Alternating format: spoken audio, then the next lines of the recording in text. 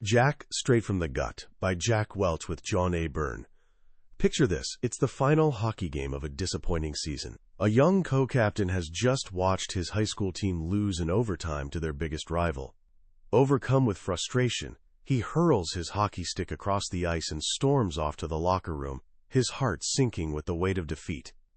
The team sits in silence, pulling off their gear, when suddenly, the locker room door swings open. In walks his mother. You can imagine the scene, every player frozen, watching this middle-aged woman in a simple dress march past the benches, heading straight for her son. She grabs him by the front of his uniform, looks him square in the eye, and breaks the silence with words that cut like ice. "You punk!" she shouts. "If you don't know how to lose, you'll never know how to win. If you don't know this, you shouldn't be playing." That young man was Jack Welch. And that moment in a steamy Massachusetts locker room became one of the most powerful lessons in a life that would eventually reshape American business. Today, we're diving into his story through Jack, Straight from the Gut. This isn't your typical business strategy playbook. It's a raw, unfiltered journey into the mind of a man who took General Electric, one of the world's largest companies, and turned it upside down. Some called him a hero. Others nicknamed him Neutron Jack because he'd remove the people but leave the building standing. But where did this relentless drive come from? Where did he learn this obsession with performance and brutal honesty? Not from Harvard Business School, that's for sure. It came from a tough, loving Irish mother who taught him to compete, a blue-collar father who showed him the value of hard work, and a lifetime of refusing to be just another face in the crowd. By the end of today's journey, you'll understand the simple but powerful principles that transformed a kid with a stutter from a small town into the most celebrated and controversial CEO of his generation. And more importantly, you'll discover what he believed was the true secret to leadership, competition, and life itself, a gift from his mother that you can start building for yourself today. So let's jump in. The Jack Welch story isn't really about General Electric, it's about a philosophy, a way of seeing the world. And that philosophy didn't start in a boardroom. It started at a kitchen table, playing gin rummy with his mother, Grace. She was the most influential person in his life, tough as nails, fiercely loving, and blessed with what Jack called an ability to smell a phony a mile away. When they played cards, she played to win. If she beat him, she'd slam down her cards and shout, "Gin!"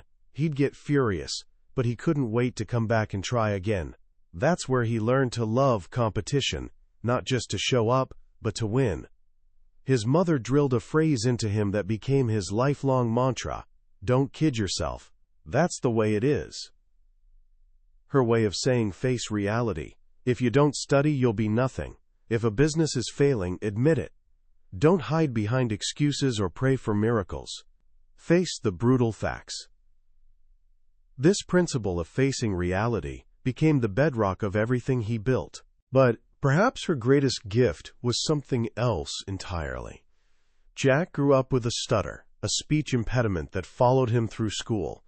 It could have crushed his confidence, but his mother reframed it brilliantly.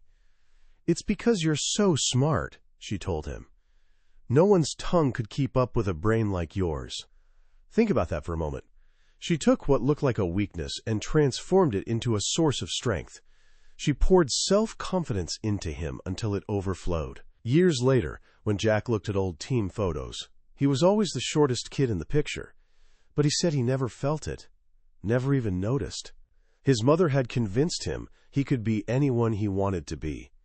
That, he would say, is the essence of leadership: building self-confidence in others, giving people challenges they never thought they could handle, then celebrating when they succeed. He believed his entire career was built on that single lesson from his mother. His father, Big Jack, was a railroad conductor, a hard-working, quiet man who taught Jack the value of dedication by example. He never missed a day of work. And he was the one who first pushed Jack toward golf, telling his son that the big shots on his train were always talking about their golf games, and maybe he should learn about it. So at 9 years old, Jack started caddying. It gave him his first glimpse into the world of successful people, and taught him a game he'd love for life. Jack was the first in his family to attend college, ending up at the University of Massachusetts, a state school. He wasn't a brilliant student, but he was a grinder who worked hard, and that work ethic paid off. He said going to a less competitive school was actually an advantage. At a top-tier school like MIT, he might have been middle of the pack. At UMass, he could shine, and that success built even more confidence. He went on to earn his PhD in chemical engineering, not because he was the best scientist, but because he was impatient, focused and driven to get things done, while smarter students often got lost in theory. This pattern would define his career. He wasn't always the smartest person in the room, but he was often the most direct, the most passionate, and the most decisive. In 1960, he joined General Electric as a young engineer in a new plastics division. Almost immediately, he slammed into the wall of corporate bureaucracy. After his first year, he received a standard, one-size-fits-all raise of $1,000. When he discovered everyone else in his office got the exact same raise regardless of performance, he was furious. He'd worked harder and contributed more, yet he felt trapped in what he called the pile, just another nameless face at the bottom of a giant organization. So he did what any self-respecting, confident young man would do. He quit. He got an offer from another company in Chicago and was ready to pack his bags. But just before he left, his boss's boss, a young executive named Reuben Gutoff, called him. He took Jack and his wife Carolyn to dinner. For 4 straight hours, Gutoff made his pitch. He told Jack he understood his frustration with the bureaucracy. He promised a bigger raise, and, more importantly, he promised to keep the bureaucracy off his back. He'd give him the freedom to run. That dinner changed everything. It wasn't just about money. It was about recognition. Gutoff saw him as an individual, not just another cog in the machine. Jack decided to stay. That experience became the foundation for one of his most famous and controversial management principles, differentiation. He believed you had to treat people differently. Reward your stars extravagantly, develop the solid performers in the middle, and deal with the underperformers. He hated treating everyone the same. As he saw it, you don't build a winning team by pretending everyone contributes equally. You build it by identifying your best players and giving them the ball. A few years later, Jack's career almost ended before it truly began. He was running a pilot plant for a new plastic when a huge explosion blew the roof right off the building. Miraculously, no one was seriously hurt, but as the boss, Jack was responsible. He was terrified, expecting to be fired. He had to drive to headquarters to explain the disaster to a senior executive named Charlie Reed. Jack walked into that meeting a nervous wreck. But Reed was incredible. He didn't yell or blame. He took what Jack called a Socratic approach, asking questions. What did you learn from this? How can we fix it? What can we do to make sure this doesn't happen again? Reed's reaction made a huge impression on Jack. He learned that when good people make mistakes, the last thing they need is punishment. They need encouragement. They need their confidence restored. Piling on when someone is already down, he said, is one of the worst things a leader can do. You have to know when to hug and when to kick. And this was definitely a time for a hug. Throughout his early years, Jack was a rebel, loud, impatient, and brutally honest. He threw parties with his team at local bars to celebrate victories, big and small. He wasn't the typical polished GE man in a blue suit. He was, as many saw him, a round peg in a square hole. But he delivered results. The plastics business he ran grew at an incredible pace.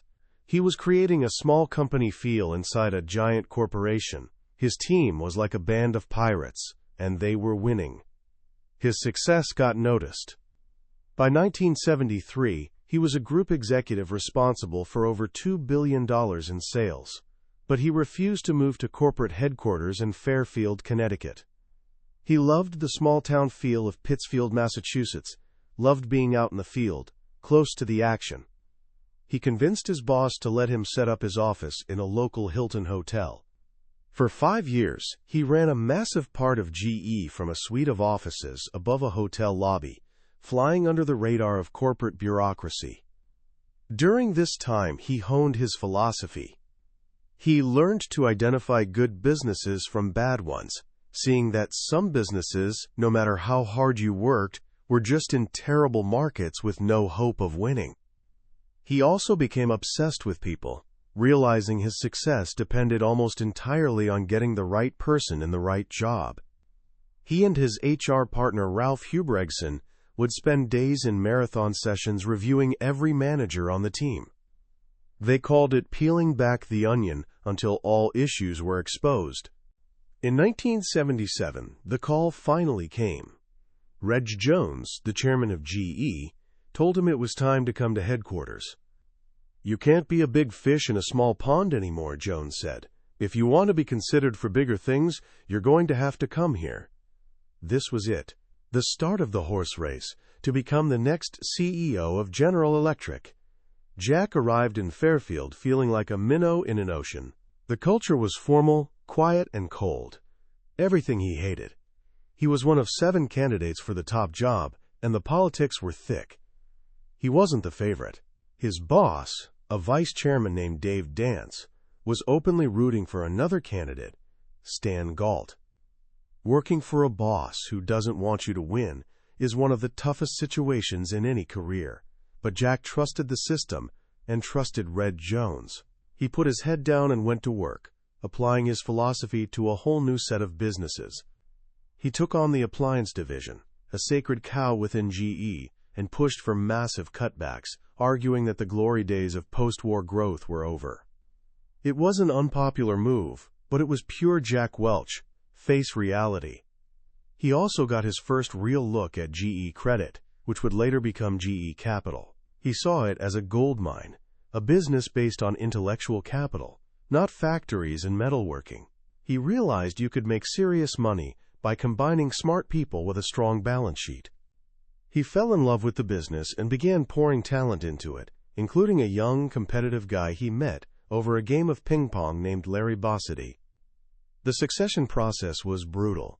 Reg Jones used a series of what he called airplane interviews to test the candidates.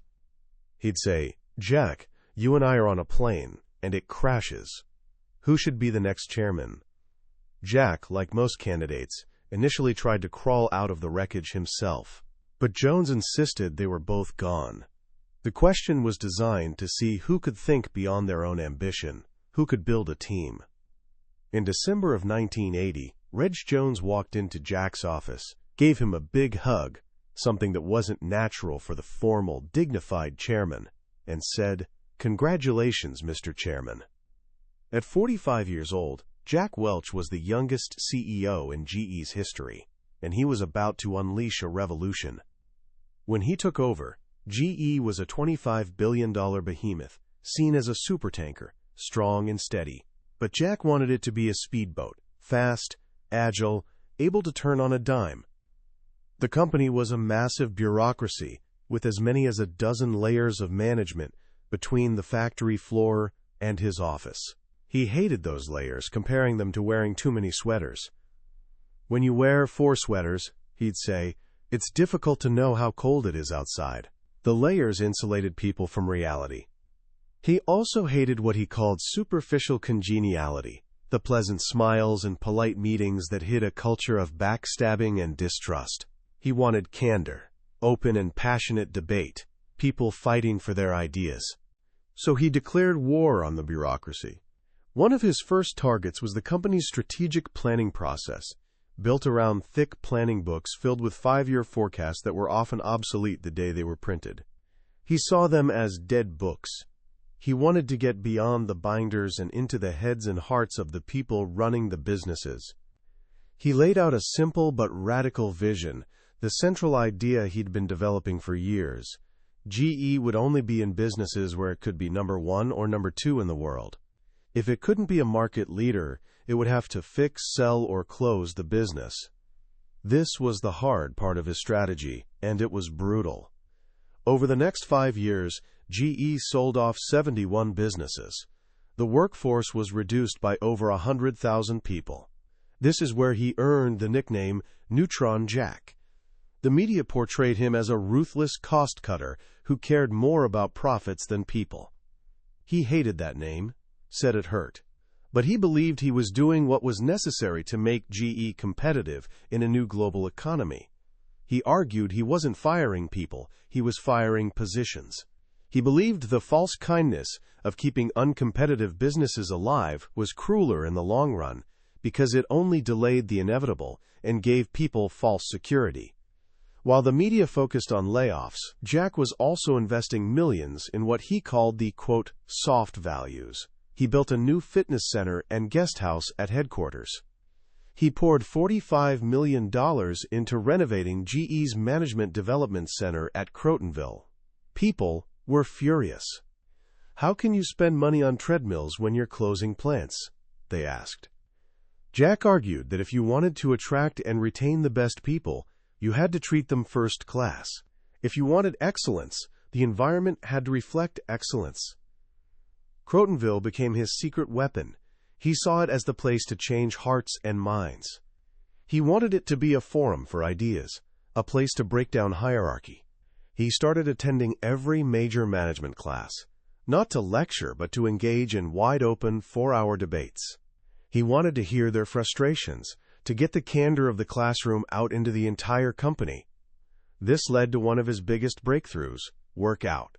It was a program designed like a New England town meeting. Groups of employees would gather with a facilitator, without their boss in the room, and come up with ideas to eliminate bureaucracy and solve problems. At the end of the session, the boss would return and had to give a yes or no answer to their proposals on the spot. It was a bureaucracy buster that empowered people at every level and unleashed a flood of ideas. One worker in an appliance factory famously said, "For 25 years you paid for my hands. You could have had my brain for free." Workout was designed to get everyone's brain into the game. From Workout came his next big idea, one that obsessed him for a decade, boundaryless. He came up with the word on a vacation in Barbados. It was his dream for the company. A boundaryless organization would break down walls between functions like engineering and marketing, erase lines between domestic and foreign operations, even break down walls between the company and its customers and suppliers. The goal was creating a true learning organization where the best ideas could come from anywhere and spread like wildfire. To make it real, he changed the reward system, making managers' bonuses dependent not just on their own results, but on how well they shared ideas and developed people for the rest of the company. Hoarding talent became a sin, and he embedded it all in what he called the people factory. The heart of this was a rigorous annual review process called Session C and a tool called the Vitality Curve. He forced every leader to differentiate their people, identifying the top 20%, the A players, the vital middle 70%, the B players, and the bottom 10%, the C players. The A players were filled with what he called the 4 E's: high energy, the ability to energize others, the edge to make tough decisions, and the ability to execute. And connecting it all was a 5th P, passion. The A players were rewarded lavishly, the B players were developed, and the C players, he argued, had to go. It was, and still is, a controversial system, but Jack believed it was the engine of a true meritocracy, raising the bar year after year and serving as the ultimate antidote to bureaucracy. With this new social architecture in place, Jack launched 4 massive initiatives in the 1990s that transformed the company. First, globalization. He pushed GE to move beyond just exporting and to source intellect and products from all over the world. He fell in love with India's brainpower and Mexico's manufacturing prowess. Second, services. He realized the real money wasn't just in selling a jet engine or power turbine, but in servicing that equipment for its entire life. He shifted the company's focus from selling sockets to building a massive high-tech services business. Third, Six Sigma. He learned about this quality program from his friend Larry Bossidy at Allied Signal. He saw it not just as a way to reduce defects, but as a universal language for customer focus and a powerful tool for developing leaders. He made it a religion at GE. And finally, e-business.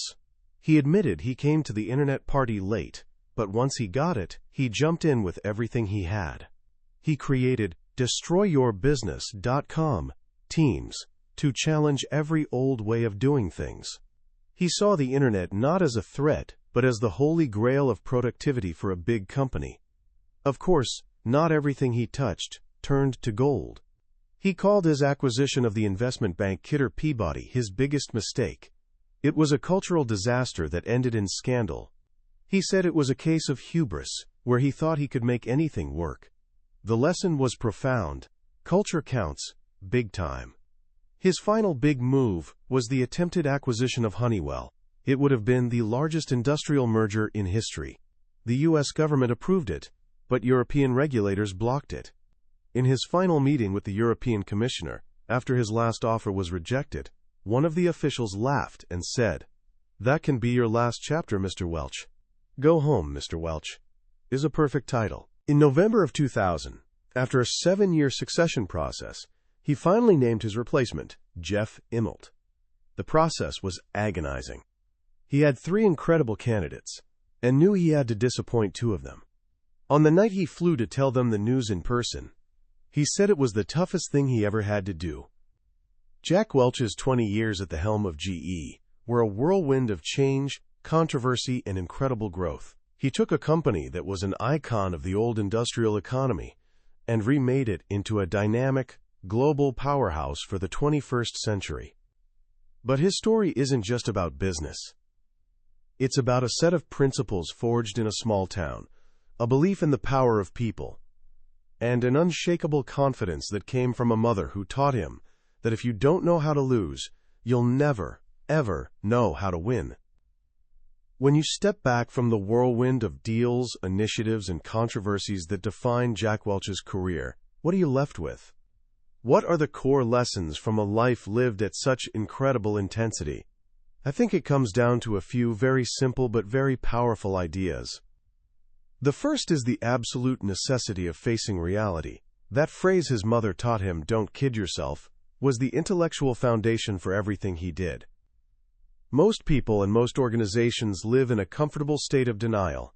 We tell ourselves stories, hope for the best, avoid hard truths, because they're painful. Welch believed that was a recipe for failure. He forced his organization and himself to look at the world as it was, not as they wished it would be. That's why he was restructuring GE when it was still profitable. He saw the storm of global competition on the horizon when others saw blue skies. For anyone at any age, this is the starting point. You cannot solve a problem until you admit you have one. You cannot improve until you're brutally honest about where you stand right now. The second lesson is his obsession with people. It's easy to get caught up in his Neutron Jack reputation, but the deeper truth is that he spent more time and energy on finding, developing, and rewarding talent than on any other activity. He called GE a, quote, people factory. He believed great people build great businesses, not the other way around. His systems, Session C, the vitality curve, differentiation, were all designed to do one thing: constantly upgrade the talent in the organization. He was looking for people with passion, people who cared more than anyone else. He believed you could teach someone business skills, but you couldn't teach them to have fire in their belly. And the final, perhaps most important lesson is about self-confidence. He believed the leader's primary job was to build it in others. Think about how he did it. He gave people stretch assignments, goals so big they seemed impossible. He created an informal, boundaryless culture where everyone's ideas could be heard regardless of title. He celebrated victories with almost manic energy. All these actions were designed to make people feel bigger, smarter, and more capable than they thought they were. He was trying to be for his people what his mother had been for him, a source of unwavering belief in their potential. So how can you apply these ideas to your own life right now? First, start practicing brutal honesty with yourself. Don't kid yourself about your study habits, your relationships, what you're good at and what you're not. Facing reality is the first step to changing it. Second, get out of the pile In everything you do, whether it's a school project or a part-time job, don't just meet expectations, exceed them. Find a way to add a fresh perspective, to deliver more than what was asked. Make yourself an A player, even when no one is formally grading you. And third, become a source of confidence for others. When a friend is down, don't pile on, encourage them. When someone on your team does something well, celebrate it. The ability to make others feel better about themselves is one of the most powerful forms of leadership there is. Jack Welch's story is a testament to what's possible when you combine a clear, simple vision with a relentless, passionate drive to execute it. His journey wasn't about finding balance. It was about pouring every ounce of energy into the game. It's a powerful and sometimes intimidating model. But it shows us that no matter how big the institution, no matter how entrenched the bureaucracy, a single individual with courage and clear values can truly change the world. That was a summary of Jack, Straight from the Gut, by Jack Welch. We've touched on the major themes and powerful stories that shaped one of the most legendary business careers of our time. But I'll be honest with you, a summary can only scratch the surface. The real power of this book is in the raw energy of Jack's voice, the texture of the stories, and the feeling you get when you realize these aren't just business lessons, they're life lessons. This summary is meant to give you a map to help you decide if this journey is one you want to take. If anything we've talked about today has sparked a fire in you, if you felt a connection to his relentless drive and passion for people, then I urge you to pick up a copy. Reading it isn't just about learning. It's an experience that will challenge you to demand more from yourself and from everyone around you. The link to the book is in the description. Also, if you found this journey valuable, please show your support by hitting that like button and subscribing to our channel. That way you won't miss our next exploration into another life-changing book from the billionaire's bookshelf. Let's keep learning and growing together.